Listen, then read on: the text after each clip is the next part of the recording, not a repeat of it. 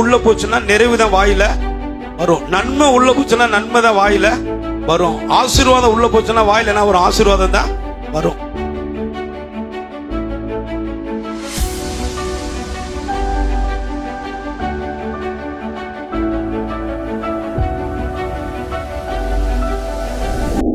என் உள்ள என்ன போதோ அதுதான் வாயில சொல்லுங்க.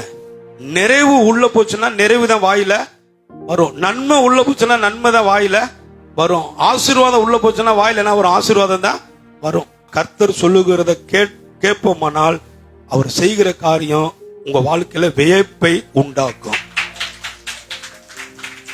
ஆச்சரியத்தை ஏற்படுத்தும்.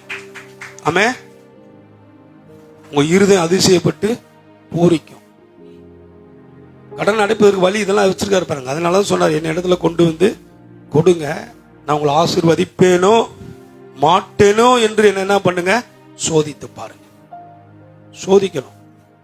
அதனாலதான் கர்த்தருக்கு கொடுத்துட்டே இருக்கணும்.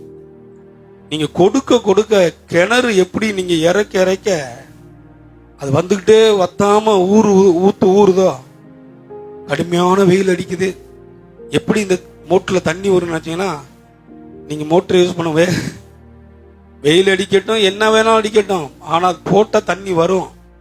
ஏன்னா கடவுளுடைய பிரமாண வேலை செய்யும். அல்லேலூயா. வேலை செய்யுங்க, சொல்லுங்க வேலை.